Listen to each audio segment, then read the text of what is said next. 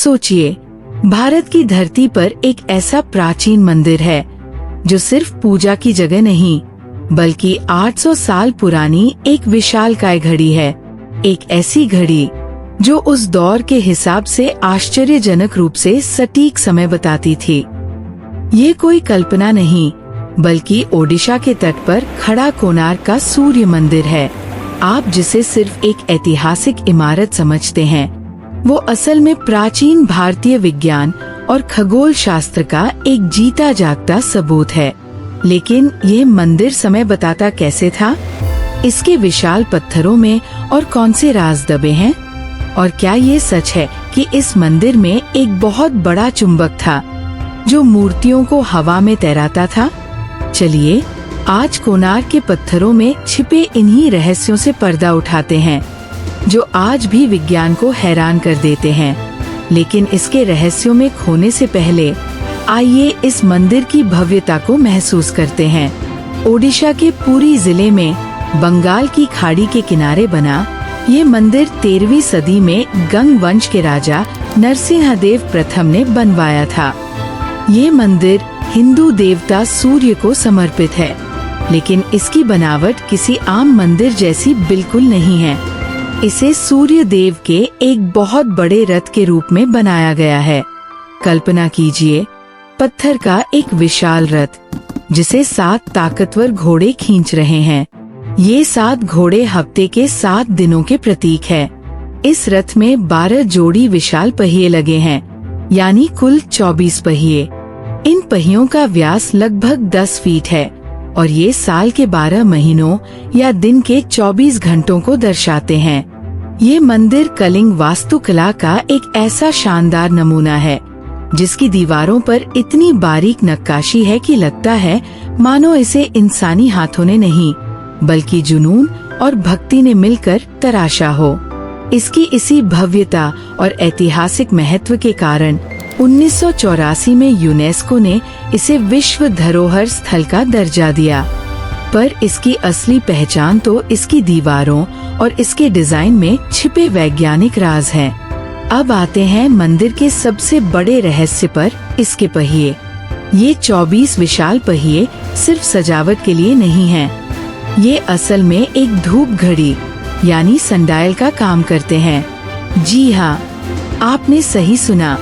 ये पहिए सूर्य की रोशनी से समय बताते हैं, और वो भी एक ऐसी सटीकता के साथ जो आज से 800 साल पहले किसी चमत्कार से कम नहीं थी। तो आप जानना नहीं चाहेंगे कि ये प्राचीन घड़ी काम कैसे करती थी? हर पहिए में 8 मोटी तीलियां है और 8 पतली तीलियां। 2 मोटी तीलियों के बीच 3 घंटे का फर्क होता है। इसका मतलब 8 मोटी तीलियां मिलकर दिन के 24 घंटे बनाती है। इन 2 मोटी तीलियों के बीच की पतली तीली उस 3 घंटे के समय को ठीक आधे में बांटती है। लेकिन ये कारीगरी यही नहीं रुकती। हर मोटी और पतली तीली के बीच 30 गोलाकार मनके उकेरे गए हैं। 1.5 घंटे में 90 मिनट होते हैं। तो अगर आप 90 को 30 मनकों से भाग दें तो हर एक मनका 3 मिनट का प्रतीक है। ये सच में अविश्वसनीय है। अब सवाल यह है कि इस समय को पढ़ा कैसे जाता था? ये पहिया खुद अपनी परछाई का इस्तेमाल करता है। जब सूरज की किरणें पहिए पर पड़ती हैं, तो इसकी किसी एक तीली की परछाई धुरी पर एक निशान की तरह पड़ती है। जैसे जैसे दिन बढ़ता है, ये परछाई घड़ी की सुई की तरह घूमती है। ये परछाई जिस भी मोटी तीली और मनके पर होती है, उसी से घंटों और मिनटों का हिसाब लगाया जाता था। हालांकि सभी 24 पहियों पर नक्काशी है, लेकिन माना जाता है कि मुख्य रूप से 2 पहियों का इस्तेमाल ही धूप घड़ी की तरह होता था। आज भी स्थानीय गाइड आपको इन पहियों की मदद से समय का काफी हद तक सही अंदाजा लगा सकते हैं। हालांकि सदियों के मौसम की मार और पत्थर के घिसने की वजह से अब ये आपकी डिजिटल घड़ी जितना सटीक नहीं है, पर उस दौर के लिए यह एक बहुत बड़ी उपलब्धि थी। ये सिर्फ एक मंदिर नहीं बल्कि प्राचीन भारत के खगोलीय और इंजीनियरिंग ज्ञान का एक जीता जागता सबूत है। सोचना भी मुश्किल है कि लगभग 800 साल पहले बिना किसी मॉडर्न टेक्नोलॉजी के इस स्तर की सटीकता कैसे हासिल की गई होगी। लेकिन पहियों का रहस्य ही कोणार्क का अकेला राज नहीं है। एक और कहानी है जो सदियों से लोगों को हैरान करती आई है, और वो है हवा में तैरती सूर्य देव की मूर्ति की कहानी। एक बहुत मशहूर किंवदंती है कि मंदिर के मुख्य शिखर पर 52 टन का एक विशाल चुंबक लगाया गया था। कहते हैं कि मंदिर की दीवारों में भी छोटे छोटे चुंबकों का एक सिस्टम था। इन चुंबकों के ताकतवर मैग्नेटिक फील्ड के कारण गर्भगृह में रखी सूर्य देव की मुख्य मूर्ति बिना किसी सहारे के हवा में तैरती रहती थी। ये एक ऐसा नजारा रहा होगा जिसकी आज हम सिर्फ कल्पना कर सकते हैं। कहानी का एक हिस्सा ये भी है कि शिखर का चुंबक इतना शक्तिशाली था कि जब भी कोई समुद्री जहाज पास से गुजरता था तो उसके कंपास बिगड़ जाते थे और जहाज किनारे की ओर खींचे चले आते थे। कहा जाता है कि इन्हीं परेशानियों से तंग आकर पुर्तगाली नाविक इस चुंबक को निकालकर अपने साथ ले गए। हालांकि ये याद रखना जरूरी है कि इतिहासकारों और पुरातत्वविदों को आज तक इस चुंबकीय पत्थर या तैरती मूर्ति का कोई ठोस वैज्ञानिक सबूत नहीं मिला है। ये एक दिलचस्प लोक कथा है जो इस मंदिर के रहस्य को और भी गहरा और रोमांचक बना देती है। आज जब हम कोणार्क को देखते हैं तो इसका मुख्य शिखर गायब है, जो कभी 200 फीट से भी ज्यादा ऊंचा हुआ करता था और अब खंडहर बन चुका है। इतनी शानदार इमारत का ये हश्र कैसे हुआ, इस पर भी कई कहानियां हैं। एक थ्योरी तो वही चुंबक वाली कहानी से जुड़ती है, जिसके मुताबिक मुख्य चुंबक को हटाने से मंदिर का संतुलन बिगड़ गया और ढांचा ढह गया। वहीं ज्यादातर इतिहासकार मानते हैं कि इसका विनाश प्राकृतिक आपदाओं और विदेशी हमलों का मिलाजुला नतीजा था।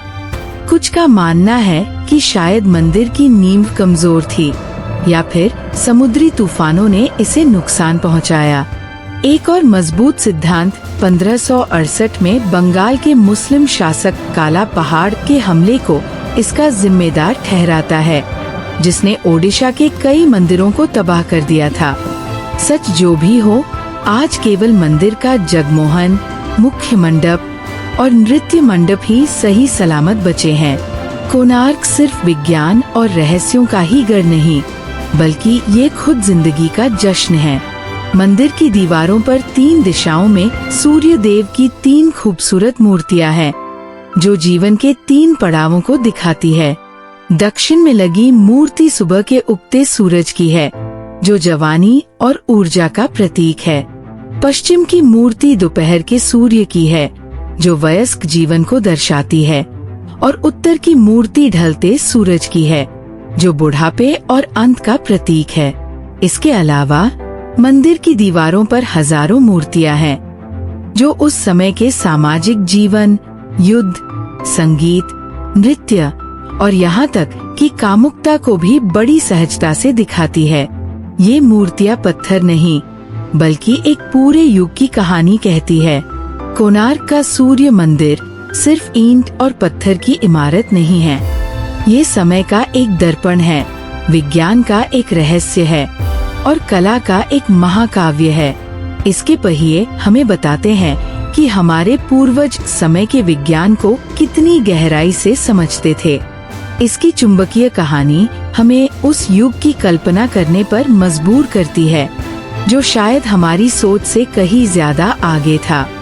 आज 800 से भी ज्यादा साल बाद, जब हमारे पास सबसे आधुनिक तकनीक है, कोणार्क हमें ये सोचने पर मजबूर करता है कि हम अपने अतीत के बारे में कितना कम जानते हैं। इसका असली रहस्य शायद इसके टूटे हुए पत्थरों में नहीं, बल्कि उस ज्ञान में छिपा है जिसे हम आज भी पूरी तरह से समझने की कोशिश कर रहे हैं। आपको कोणार्क मंदिर का कौन सा रहस्य सबसे ज्यादा दिलचस्प लगा? क्या ये समय बताने वाले पहिए हैं या हवा में तैरती मूर्ति की कहानी? हमें नीचे कमेंट्स में जरूर बताएं। अगर आपको ये वीडियो पसंद आया और आप भारत के ऐसे ही और रहस्यों को जानना चाहते हैं, तो हमारे चैनल को सब्सक्राइब करना न भूलें। इस वीडियो को लाइक करें और अपने दोस्तों के साथ शेयर करें। मिलते हैं अगले वीडियो में एक नई रहस्यमयी कहानी के साथ।